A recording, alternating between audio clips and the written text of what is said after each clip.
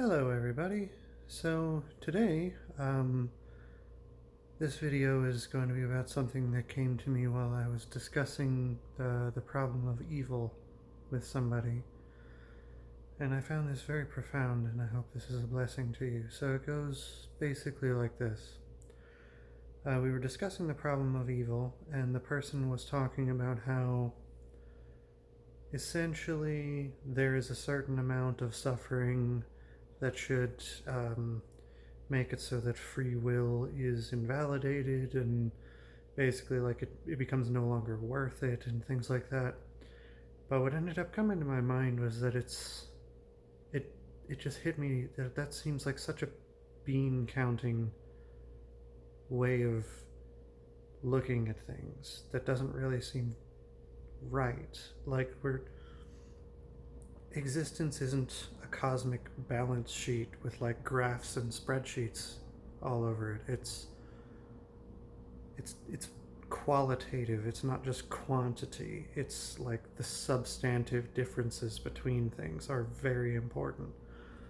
And so I was just thinking about that, and then it really hit me was that God is not just pure rationality and logic. And this might seem particularly obvious to a lot of people, but it's just, I don't know. I mean, like getting into that kind of mindset and then just having it suddenly hit me that it's like, no, but God's not just sitting, before he creates the world and, out in eternity, like, okay, well, here is the logical conclusion of all of these things, and beep boop, I am a robot kind of thing. Like, that's not how, like, he's personal.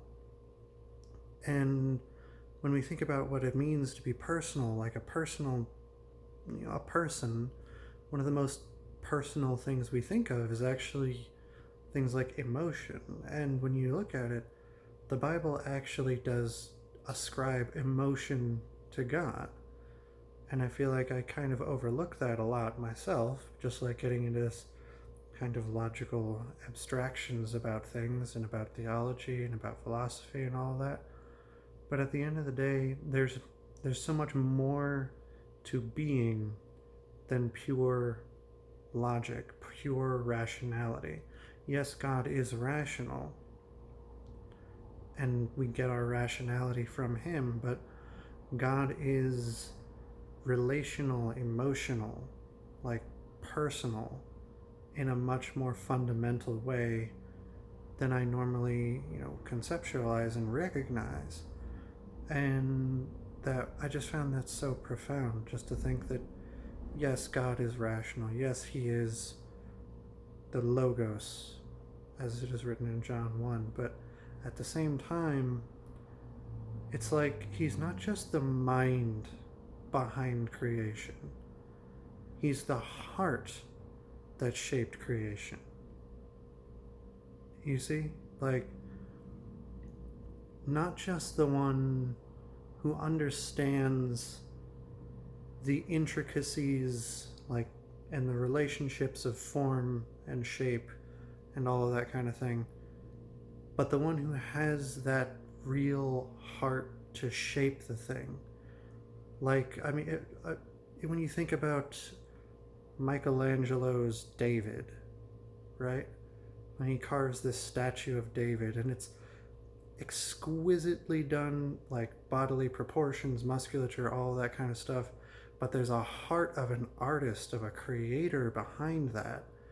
And it's like it's this blending of the reason with the emotive, like the emotion, and that's where you get something really great in terms of like artistry. And this is a reflection of God, in that, the universe is made according to a rational pattern, but it's made according to an emotional pattern as well.